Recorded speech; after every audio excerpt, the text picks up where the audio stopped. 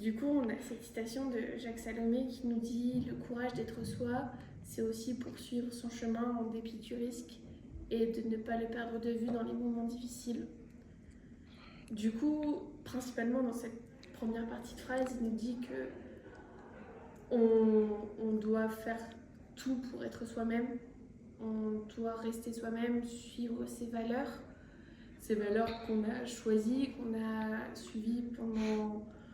On a grandi avec, on a décidé de se faire des valeurs et on a décidé que ce seraient nos valeurs à suivre et que malgré le risque, malgré la société et cette pression qui nous impose, eh ben, on doit continuer à être nous-mêmes, peu importe quoi.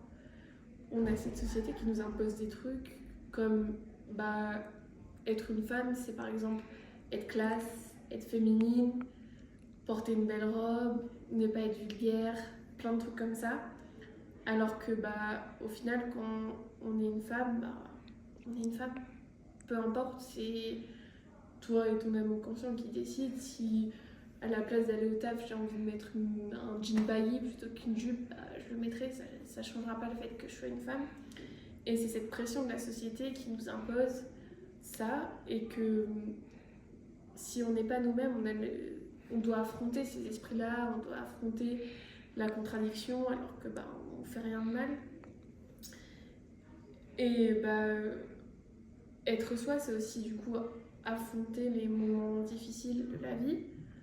C'est être face à la société comme j'ai dit avant, mais aussi affronter les échecs. Et la société nous dit qu'un échec, c'est un échec. On doit abandonner face à un échec. Souvent on se bat pas, on est conformé à ça. Et que ça nous amène vers un manque de confiance en soi, vers un doute. Et ce doute nous enlève notre courage d'être nous-mêmes. Et ça nous permet aussi d'être malheureux, de ne pas nous sentir bien dans notre peau, alors que on est nous en fait, c'est tout.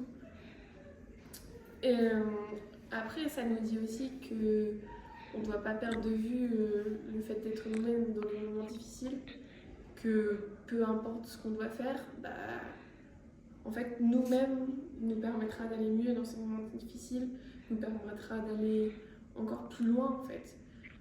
On dit souvent qu'on doit se faire aider, et ce qui est vrai, on doit se faire aider quand on va mal, mais la solution viendra de nous en fait.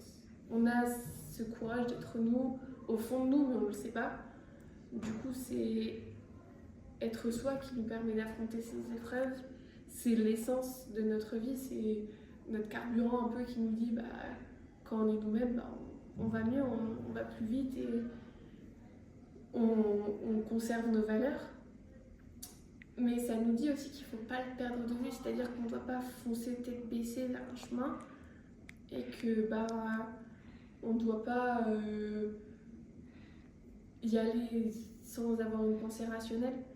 On doit prendre le temps de réfléchir, s'asseoir, se poser et dire est-ce que si je fais ça, ça m'enlève moi? Est-ce que si je fais ça, je me conforme un peu plus au milieu de la société?